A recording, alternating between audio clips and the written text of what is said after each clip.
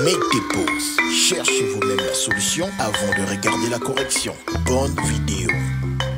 Pour l'exercice 14, on nous dit un pâtissier dispose de 450 morceaux de pommes et de 315 framboises. Il veut préparer le maximum de tartelettes identiques en utilisant tous les fruits. Pour la question A, on nous dit peut-il préparer 15 tartelettes? Donc, comme il veut faire des tartelettes identiques en utilisant les 450 morceaux de pommes et les 315 framboises, il faut alors que le nombre de tartelettes puisse diviser équitablement les 450 morceaux de framboises ainsi que les 450 morceaux de pommes ainsi que les 315 framboises. Donc, en gros, le nombre de tartelettes doit être un diviseur commun de 450 et de 315. Donc, on commence par regarder si 450 est divisé par 15. D'après la calculatrice, on obtient 30. Et on regarde si 315 est divisé par 15. D'après la calculatrice, on obtient 21.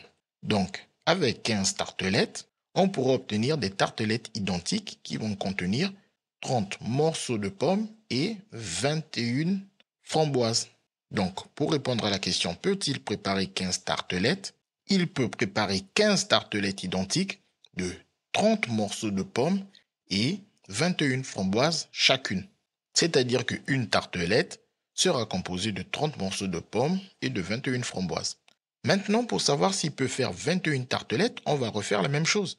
On va voir si le nombre 21 partage équitablement 450 et partage équitablement 315, c'est-à-dire est-ce que 21 est un diviseur commun de 450 de 315.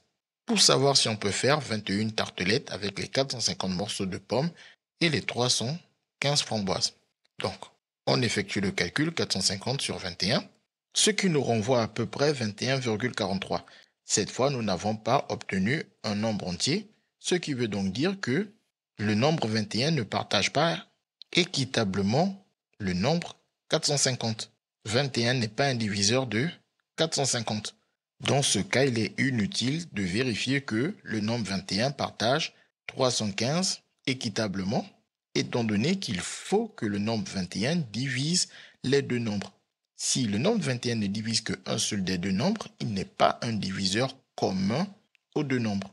Donc avec 21 tartelettes, on ne pourra pas partager équitablement les 450 morceaux de pommes pour faire des tartelettes identiques. Le pâtissier ne peut pas préparer 21 tartelettes identiques.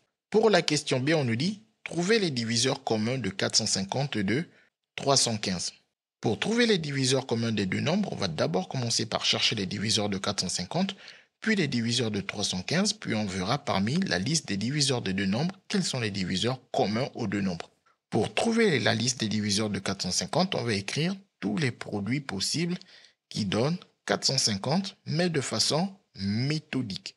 On va commencer par 1 fois 450, puis on va augmenter au fur et à mesure 2, 3, 4, et à chaque fois, on va chercher si c'est possible d'avoir un produit. Donc, bien évidemment, on décompose comme ça parce que dans cette décomposition, les nombres qui apparaissent sont des diviseurs de 450. 1 divise 450 et 450 divise lui-même 450. Quand je passe de 1 à 2, et que je dis que 450 c'est 2 fois 225, 2 est un diviseur de 450 et 225 est un diviseur de 450. En écrivant tous les produits possibles, je vais trouver tous les diviseurs de 450. Mais pour cela, je dois aller pas à pas. Pour savoir si 3 fait partie des diviseurs de 450, je peux utiliser la calculatrice pour dire 450 divisé par 3 me fait 150. Et je complète au fur et à mesure. Pareil, si je veux savoir si 4 fait partie des diviseurs de 450, je fais 450 divisé par 4, ce qui me donne 112,5. Comme ce nombre n'est pas entier, je ne peux donc pas avoir 4 fois un entier pour obtenir 450. Donc, je ne peux pas mettre le 4, je passe directement à l'entier suivant, à savoir 5. Et ensuite, je divise 450 par 5 quand j'obtiens un entier. Je complète alors ici pour dire que 450 est égal à 5 fois 90. Donc, 5 divise 450 et 90 divise 450. Je continue comme ça, pas à pas. Après 5 vient le 6. Je divise 450 par 6, ça fait 75. Et je complète ici 6 fois 75 qui donne 450. 6 divise 450, 75 divise 450. Après le 6 vient le 7 et quand je fais 450 divisé par 7, ce n'est pas un entier. Donc je ne peux pas avoir 7 fois un nombre qui me donne 450. 7 n'est donc pas un diviseur de 450. Après le 7, je passe au 8. 450 divisé par 8 ne donne pas un entier. Donc, on ne peut pas avoir 8 fois un entier pour obtenir 450. 8 n'est pas un diviseur de 450. Pour le 8, on aurait pu rapidement deviner qu'il ne pouvait pas marcher car 4 ne marche pas. 8, c'est 4 fois 2. Donc, si 8 apparaît ici, on aurait pu le décomposer en 4 fois quelque chose. Donc, si 4 ne marche pas, 8 ne peut pas marcher. Donc, on passe directement à l'entier qui vient après 8, à savoir le 9. Et ensuite, on refait la division. 450 divisé par 9 qui donne 50. Donc, 450, c'est 9 fois 50. 9 divise 450, 50 divise 450. Et on continue comme ça jusqu'à ce que le premier facteur, c'est-à-dire le facteur à gauche du symbole de multiplication, soit plus grand que le deuxième. Lorsque le premier facteur est plus grand que le deuxième, nous nous retrouvons à écrire exactement les mêmes produits que précédemment. 25 fois 18 a déjà été écrit en 18 fois 25. Si l'on continue, le prochain, ce sera 30 fois 15 qui est déjà présent. Et si l'on continue, le prochain, ce sera 45 fois 10 qui est déjà présent en 10 fois 45. Donc, dès que le premier facteur devient plus grand que le deuxième, on peut s'arrêter et nous avons sous nos yeux la liste des diviseurs de 450. On n'a plus qu'à les donner soit dans l'ordre, soit dans le désordre. Dans l'ordre, on peut compter 1, 2, 3, 5, 6, 9, 10, 15, 18, puis remonter 25, 30, 45, 50, 75, 90, 150, 225 et 450. On va refaire exactement la même chose pour l'autre nombre, à savoir le nombre 315. On part de 315 égale à 1 fois 315, donc on part toujours ici de 1. 1 sera toujours présent car 1 divise tous les nombres entiers, puis on augmente 2, 3, 4 et à chaque fois on vérifie si c'est possible d'écrire un produit.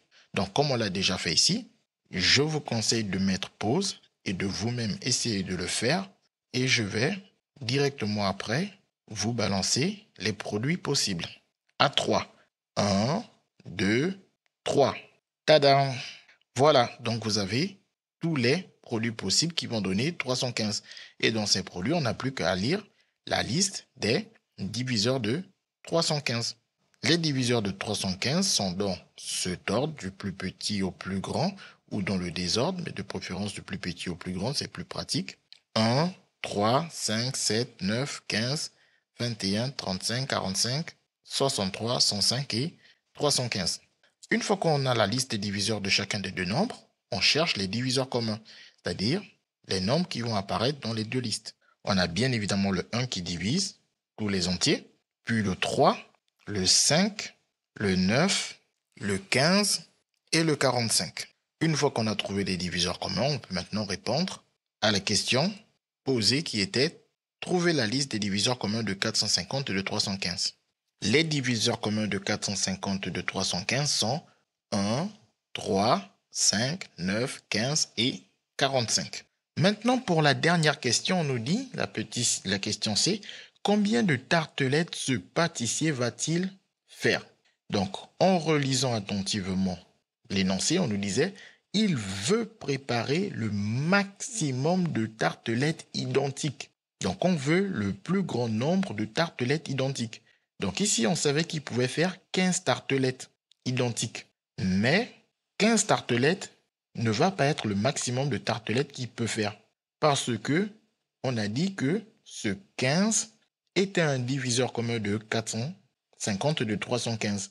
Et pour pouvoir faire un nombre de tartelettes identiques, il fallait avoir un nombre qui est un diviseur des deux. 15 n'est pas le plus grand diviseur des deux d'après la liste des diviseurs communs que nous avons. On voit bien que le 15 est ici, mais ce n'est pas lui le plus grand des diviseurs des deux nombres. Ici, on a 45 qui est le plus grand diviseur de ces deux nombres. Donc, comme il veut faire un maximum de tartelettes, alors il peut faire, ou plutôt il va faire 45 tartelettes identiques au maximum. On a ainsi trouvé la réponse à cette question. CQFD, ce qu'il fallait découvrir. L'application de cours, ça nous aide à comprendre le monde qui nous entoure et à prendre des décisions.